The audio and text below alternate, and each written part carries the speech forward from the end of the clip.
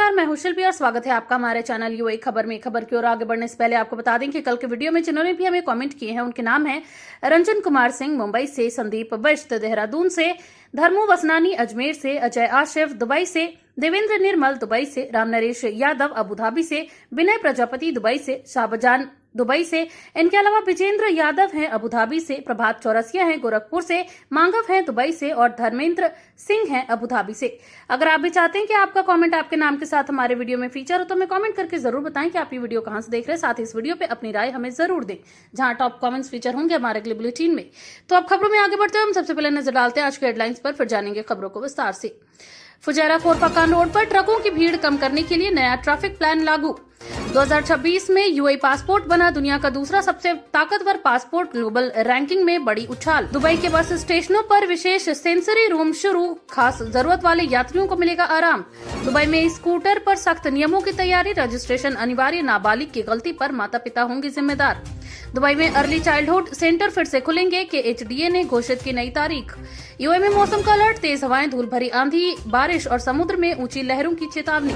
और आखिर में हम जानेंगे क्या है आज के गोल्ड रेट्स, क्या है आज के दिरहम रेट्स और क्या है आज के रियाल रेट्स। तो शुरू करते हैं आज के ताजा बुलेटिन, लेकिन उससे पहले यूएई और देश दुनिया की तमाम बड़ी खबरों को सबसे पहले जानने के लिए आप हमारे चैनल को सब्सक्राइब करके बेल आइकन पर जरूर क्लिक करें। चलिए खबरों को जानते हैं विस्तार से। फुजैरा खोरफाकान रोड पर ट्रकों की भीड़ कम करने के लिए नया ट्रैफिक प्लान लागू। फुजैरा पुलिस ने फुजैरा खोरफाकान रोड पर बढ़ती ट्रैफिक समस्या को देखते हुए एक नया ट्रैफिक मैनेजमेंट प्लान लागू किया है। इस रोड पर भारी ट्रकों की आवाजाही के कारण अक्सर जाम की स्थिति बन जाती थी, जिससे आम वाहन चालकों को काफी परेशानी होती थी। नए प्लान के तहत ट्रकों के लिए अलग समय निर्धारित किया गया है ताकि पीक आवर्स में सड़कों पर दबाव कम किया जा सके। इसके अलावा ट्रकों के लिए वैकल्पिक मार्ग भी तय किए गए हैं, जिससे प्रमुख सड़क पर ट्रैफिक का बोझ कम होगा।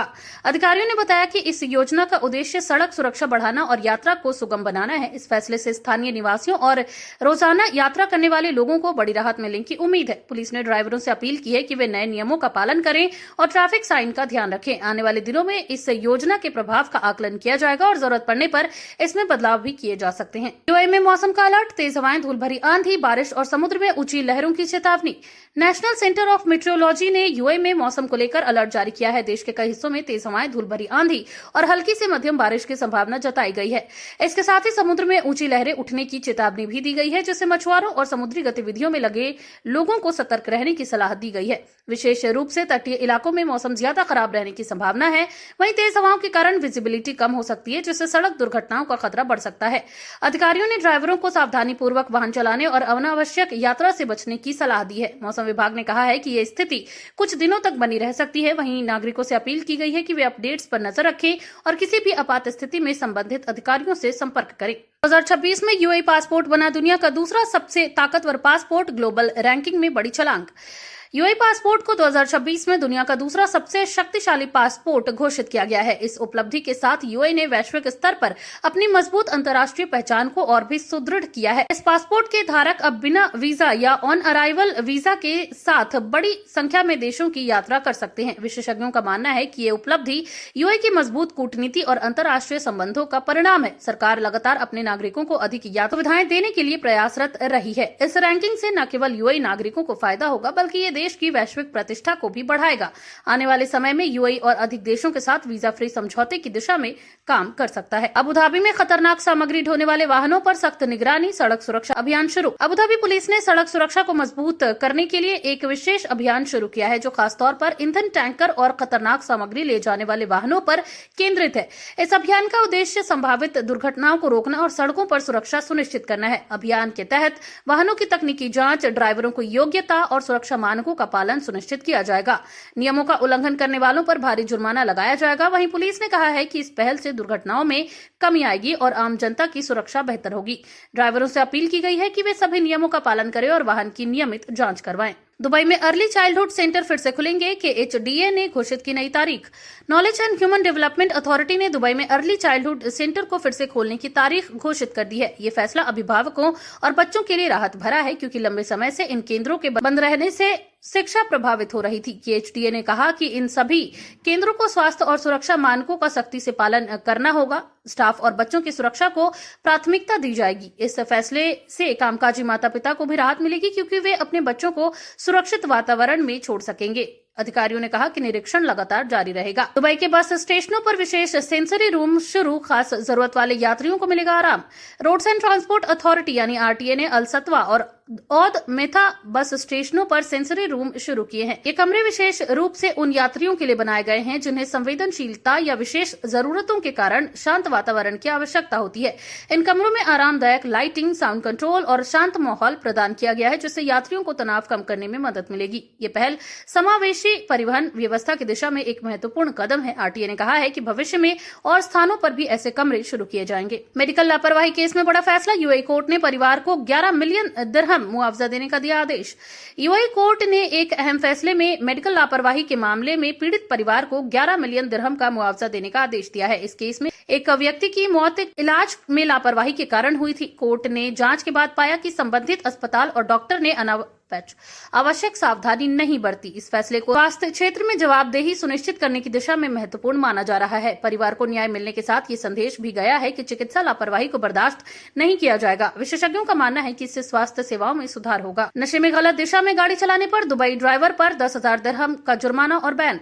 दुबई पुलिस ने एक ड्राइवर पर सख्त कार्रवाई करते हुए 10,000 दिरहम का जुर्माना लगाया और उसे ड्राइविंग से प्रतिबंधित कर दिया। ये ड्राइवर नशे की हालत में गलत दिशा में गाड़ी चला रहा था। इस घटना से सड़क पर बड़ा हादसा हो सकता था, लेकिन समय रहते कार्रवाई कर ली गई। पुलिस ने कहा कि नशे में ड्राइविंग बिल्कुल भी अस्वीकार्य है और इस पर जीरो टॉलरेंस नीति लागू है। अधिकारियों ने लोगों से अपील की है कि वे जिम्मेदारी के साथ वाहन चलाएं और कानून का पालन करें।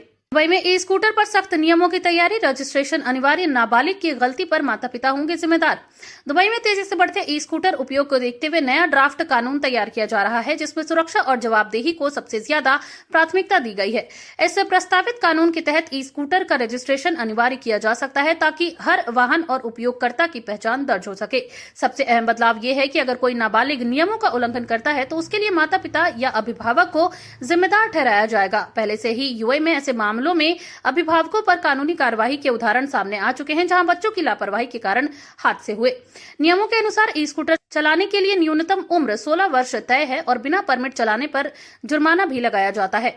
हेलमेट पहनना, निर्धारित ट्रैक पर चलना और ट्रैफिक नियमों का पालन अनिवार्य है। दुबई सरकार का उद्देश्य दुर्घटनाओं को कम करना है, क्योंकि हाल के वर्षों में ई स्कूटर से जुड़े हादसों में वृद्धि देखी गई है। नए कानून के लागू होने से नियमों का उल्लंघन करने पर भारी जुर्माना, वाहन जब्ती और कानूनी कार्रवाई संभव होगी। पार्किंग सिस्टम में बड़ा बदलाव, पार्कोनिक ने डिस्कवरी गार्डन्स में संशोधित किए मेंबरशिप शुल्क, 15 अप्रैल से नई दरें लागू।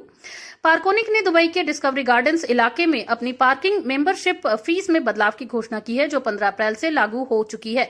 ये बदलाव शहर में स्मार्ट पार्किंग सिस्टम को बेहतर बनाने और बढ़ती मांग को संतुलित करने के उद्देश्य से किया गया है। नई फीस संरचना के तहत उपयोगकर्ताओं को अपनी जरूरत के हिसाब से अलग अलग प्लान चुनने का विकल्प मिलेगा। कंपनी का कहना है कि ये बदलाव केवल कीमत बढ़ाने के लिए नहीं, बल्कि सेवाओं को अधिक व्यवस्थित और डिजिटल बनाने के लिए किया गया है। यूएई में पार्किंग सेक्टर में हाल के वर्षों में काफी बदलाव हुए हैं, जिसमें डायनेमिक प्राइसिंग और डिजिटल भुगतान को बढ़ावा दिया जा रहा है। दुबई अबुधाबी हाईवे पर नए डार्क टोल गेट्स की तैयारी, घंटूत और अल कुरम में लगाए गए स्ट्रक्चर। यूएई में डार्क टोल सिस्टम के विस्तार के तहत दुबई और अबुधाबी के बीच E11 हाईवे पर नए टोल गेट्स लगाए जा रहे हैं। ये नए टोल घंटूत और अल कुरम क्षेत्रों के पास देखे गए हैं, जिससे संकेत मिलता है कि टोल सिस्टम को शहर के बाहर तक बढ़ाया जा सकता है। रिपोर्ट के अनुसार ये गेट अभी सक्रिय नहीं हुए हैं, यानी अभी एक्टिव नहीं है, लेकिन इनके जरिए ट्रैफिक को नियंत्रित करने और पीक आवर्स में भीड़ कम करने की योजना है। फिलहाल डाब सिस्टम अबुधाबी में मुख्य ब्रिज एंट्री पॉइंट्स पर लागू है, जहां पीक टाइम में 4 दिरहम का शुल्क लिया जाता है। नए गेट्स के लागू होने के बाद यात्रियों को अतिरिक्त खर्च और यात्रा योजना में बदलाव करना पड़ सकता है। यह कदम सरकार के उस लक्ष्य का हिस्सा है जिसमें ट्रैफिक को बेहतर तरीके से वितरित करना और सार्वजनिक परिवहन को बढ़ावा देना शामिल है। आने वाले समय में इन टोल गेट्स के संचालन को लेकर आधिकारिक घोषणा की जा सकती है। अब जानते हैं क्या है आज के रियाल रेट्स। तो आज 1 सऊदी रियाल के मुकाबले 24.89 रुपया है, जो कि पिछले दिन 24.83 रुपए पर था। वहीं 1 सऊदी रियाल के मुकाबले आज 39.71 नेपाली रुपी है, जो कि पिछले दिन 39.68 नेपाली रुपी पर था। वहीं 1 सऊदी रियाल में आज 32.79 बांग्लादेशी टका है, जो कि पिछले दिन 32.76 बांग्लादेशी टका पर था। वहीं 1 सऊदी रियाल के मुकाबले आज 74.00 74.34 पाकिस्तानी करेंसी है, जो कि पिछले दिन 74.22 पाकिस्तानी करेंसी पर था।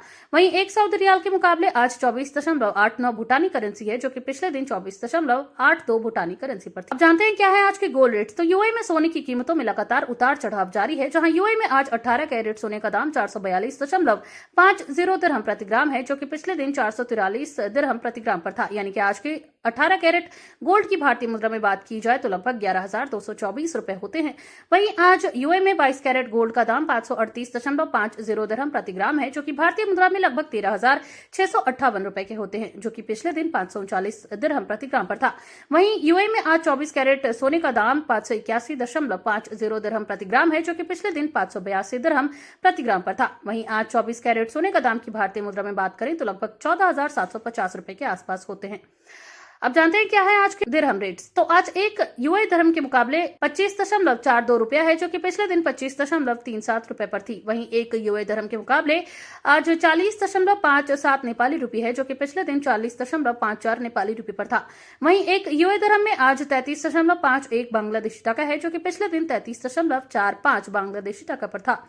वहीं एक यूएई दिरहम में आज 75.95 पाकिस्तानी रुपये है, जो कि पिछले दिन 75.81 पाकिस्तानी रुपये पर था। वहीं एक यूएई दिरहम के मुकाबले आज 25.42 भूटानी करेंसी है, जो कि पिछले दिन 25.37 भूटानी करेंसी पर था। तो ये थी आज की तमाम ताजा अपडेट्स। ऐसी और खबरों को जानने के लिए बने रहिए यूएई खबर के साथ। धन्यवाद।